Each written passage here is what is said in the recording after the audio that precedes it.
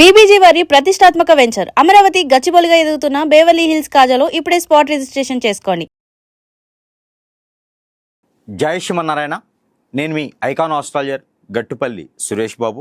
ఇది మనకి 2026 సంవత్సరం 2026 సంవత్సరంలో మే మాసం అంటే సగపడ వచ్చేసాం. మే మాసం దాకా ఉన్నాం. మే మాసంలో ద్వాదశ రాశుల వారికి ఎలా ఉండబోతుంది, ఏ సమస్యలు ఉండడం ద్వారా ఎలాంటి పరిహారం చేసుకోవడం ద్వారా వారు మంచి స్థాయికి, పొజిషన్కి, వారు అనుకున్నటువంటి స్థితిగతులకి వెళ్ళేలాగా ఉంటుంది.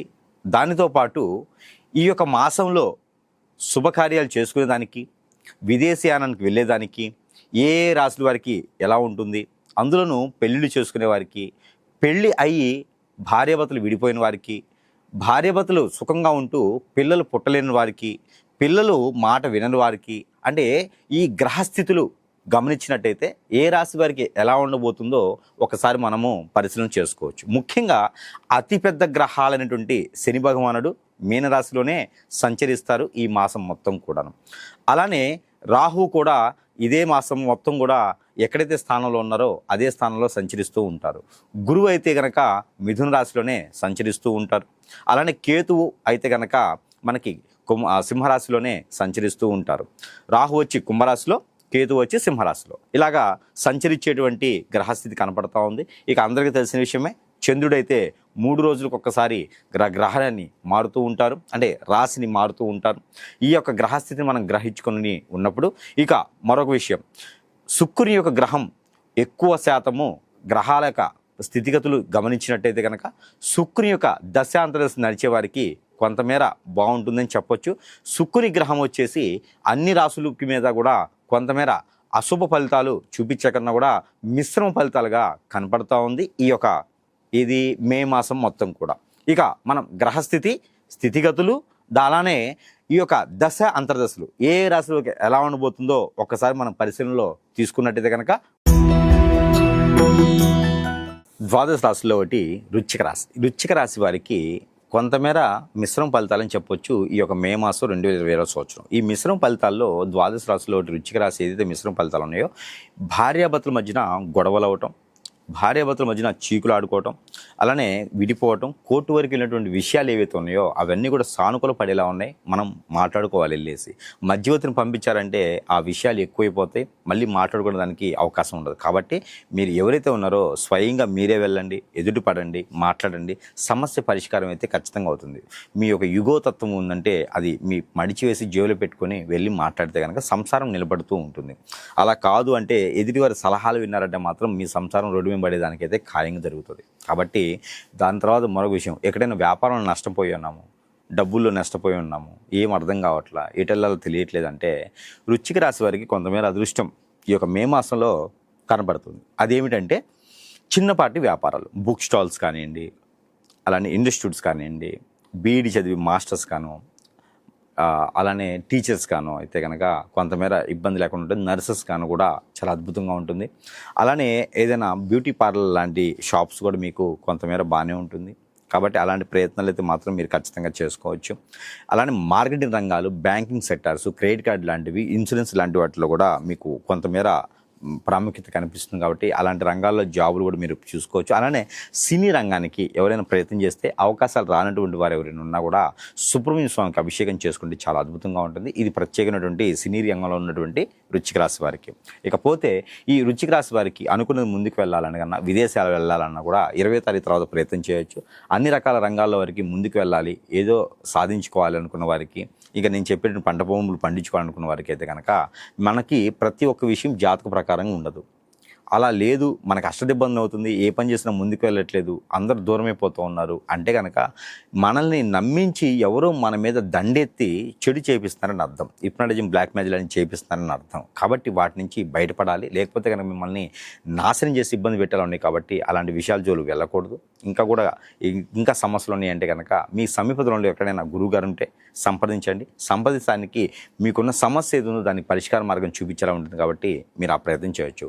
అలానే వృశ్చిక రాశి వారికి ఈ పరిహారంతో పాటు ఏంటంటే కనుక మీరు ఎవరినైనా నమ్మాలో వారిని నమ్మకుండా ఉండాలి. మన బంధువులే కదా, మన మిత్రులే కదా అని చెప్పేసి నమ్మారంటే మాత్రం ఖచ్చితంగా మిమ్మల్ని తీసుకెళ్ళి గోతులో తీసేసేలా ఉన్నారు. ఎవరిని నమ్మి డబ్బులు ఇవ్వకండి. ముందు ముఖ్యంగా డబ్బులు ఇస్తే కనుక ఇబ్బంది పడుతూ ఉంటారు. అందులోనూ ఆరోగ్య సమస్యలు, వృశ్చిక రాశి వారికి ఆరోగ్య సమస్యలు అంటే కనుక కేతువు ఇక్కడ 9వ స్థానంలో కేతువు ఉన్నాడు కాబట్టి మీకు సంబంధించినటువంటి బ్లడ్కి రిలేటెడ్గా, అలానే స్కిన్కి రిలేటెడ్గా, దాంతోపాటు gastric trouble, obesity, acidity, kidney, liver లాంటి సమస్యలు చాలా ఉన్నాయి. కాబట్టి అవన్నీ కూడా గ్రహాల నుంచి కూడా మనకి సూచిస్తూ ఉంటాయి. కాబట్టి అదనపు కట్నం కోసం ఏదించేవారు కానీ ఇట్లా ఉంటే కదా, ఎవరైనా పక్కన వాళ్ళకి అఫైర్స్ పెట్టుకోవడం లాంటివి ఉంటే కూడా మీకు ఇబ్బంది కలిగేలా ఉంటుంది. కాబట్టి మీకున్నటువంటి సెన్సిటివ్ తత్వం, మీకున్నటువంటి మొండి తత్వం, మొండి వైఖరి లాంటివి చూపించకుండా ఆలోచన విధానం, పెద్దవాళ్ళ సలహా తీసుకోవడం లాంటివి కూడా మీరు చేస్తే కనుక ఖచ్చితంగా ముందుకు వెళ్ళేదానికైతే కనపడుతూ ఉంది. కాబట్టి చాలా జాగ్రత్తగా ముందుకి వెళ్ళాలి. అంతేగాని గుడ్డిగా నమ్మి వెళ్ళారంటే మాత్రం వృశ్చిక రాశి వారికి ఈ యొక్క మే మాసంలో ఇబ్బంది పడేలా ఉంటుంది. జాగ్రత్తగా ఉండాలి. మీకు మీరే పార్ట్నర్షిప్ వ్యాపారాలు పనికిరావు కాబట్టి పార్ట్నర్షిప్ వ్యాపారాలు పెట్టకండి. అప్పు తీసుకురాకండి, పార్ట్నర్షిప్ వ్యాపారాలు పెట్టకండి. ఈ రెండు కూడా మీరు జాగ్రత్త తీసుకుంటే కనుక వృశ్చిక రాశి వారికి మే మాసం 7వ తారీఖు నుంచి బాగా కలిసి వచ్చేటువంటి కాలం అని చెప్పొచ్చు. ఇకపోతే మీకు ఈ ఒక చిన్నపాటి పరిహారం చేసుకొని అదృష్టవంతులు అవ్వచ్చు. అలానే ఈ రాశి వారికి ఏదైతే ఈ పరిహారం ఉంటుందో ఈ పరిహారం ద్వారా ఉపయోగాలు ఏమిటంటే కనుక మీకు పెళ్ళి అవ్వకపోతే పెళ్ళి అయ్యేదానికి, పెళ్ళి అయ్యి భార్యాభర్తలు దూరమై ఉంటే కనుక వారు దగ్గరయ్యేదానికి, పిల్లలు పుట్టకపోతే కనుక పిల్లలు పుట్టేదానికి అవకాశాలు ఎక్కువ, పెళ్ళి అయిన వారికి ప్రయత్నం చేస్తే పిల్లలు పుట్టేదానికి అవకాశం ఉండేలాగా పనిచేస్తుంది ఈ యొక్క రెమెడీ. ఏంటంటే కనుక మీకు ఎక్కడైనా ఆలయాల్లో సమీప దూరంలో కనుక రావి చెట్టు, వేప చెట్టు కలిసి ఉన్నాయనుకోండి, వాటికి కళ్యాణం చేయించండి. లేకుంటే కనుక వాటికి దగ్గర గురువారం రోజున సాయం సంధి వేళలో దీపారాధన చేయండి. అలాగే 2 ఒత్తులు వేసి 2 దీపారాధన చేసుకోండి. ఇలా మట్టి ప్రమిదిలో చేయాలి. కోకోనట్ ఆయిల్తో చేస్తే శ్రేష్టం. ఇలా చేస్తే కనుక మీకు అనుకున్నటువంటి పనులు ముందుకు వెళ్ళేలాగైతే కనపడుతుంది. అలానే ఎక్కడైనా నాగపడిగలు ఉన్నట్టయితే కనుక వాటికి పంచామృత అభిషేకం చేస్తే చాలా మంచిది. అలానే మీకు వెండి, రాగి ఈ 2 కలగలిపినటువంటిది లేదా విడివిడిగా అయినా సరే నాగపడిగల రూపం తయారు చేయించుకోండి. ఆ రూపం తయారు చేయించుకొని మీరు ఇంటి దగ్గర నుంచి అయినా ఎక్కడి నుంచి అయినా వెళ్ళేటప్పుడు బయట అంటే గర్భగుడిలోకి వెళ్ళలేక ముందు, గాలిగోపురం దాటక ముందు మనం రోడ్డు మీద నుంచే తల మీద పెట్టుకొని వెళ్ళండి.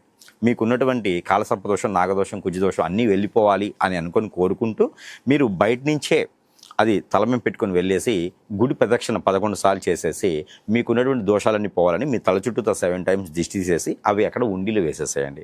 ఎక్కడైనా వినాయక స్వామి టెంపుల్ అయినా వేయచ్చు, శివాలయంలోనే వేయచ్చు. అక్కడ గుడి ఆచార పద్ధతి ప్రకారంగా అక్కడ ప్రాంతీయ ఆచార ప్రకారం ఉండేటువంటి ఆలయాల్లో అడిగి వేయండి.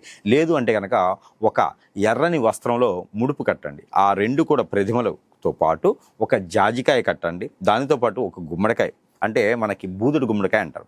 ఆ బూదుడు గుమ్మడికాయ, కొబ్బరికాయ ఇవన్నీ కూడా ముడుపు కట్టుకొని అక్కడ అమ్మవారి ఆలయంలో కనుక కట్టినట్టయితే మీకున్నటువంటి కాలసర్పదోషం, నాగదోషం, కుజదోషాలు లాంటివి కూడా వెళ్ళిపోతాయి. అలానే పితృదోషాలు ఎవరికైనా ఉండి బాధిస్తూ ఆర్థికపరమైన ఇబ్బందులు ఉన్నాయి, ఏ పని చేసినా ముందుకు వెళ్ళట్లేదు ఇబ్బంది పడేటువంటి రాశి వారు ఎవరైతే ఉన్నారో వారు ఏం చేయాలంటే కనుక జొన్నలు 1 కిలో, గోధుమలు 1 కిలో, ఉలవలు 1 కిలో, కలవంచ 1 పావు కిలో తీసుకొని అవన్నీ కూడా ఎక్కడైనా నది, వాగు, ఏరు, సెలయేరు, బ్రహ్మగుండాల దగ్గర ఉంటే కనుక అక్కడికి వెళ్ళి స్నానం ఆచరిస్తూ ఇవన్నీ కూడా మీ పెద్దల పేర్లు, మీ తెలిసిన వాళ్ళ పేర్లు, మీకు ఏదైతే కర్మలు, క్రియలు, కర్రలు ఉన్నాయో అవన్నీ కూడా మీకు పనులు అవ్వాలి, మీకు ఏ పని చేసినా ముందుకెట్లు ఇవన్నీ కూడా నమస్కారం చేసుకుంటూ ఆ నీటిలో ఇవన్నీ కూడా వదిలివేసి ఒడ్డు మీదకి వచ్చిన తర్వాత ఆంజనేయ స్వామి ఆలయంలో ఆకు పూజ చేయించుకోవాలి. అలానే గారెల దండు వేయవచ్చు ఆంజనేయ స్వామికి.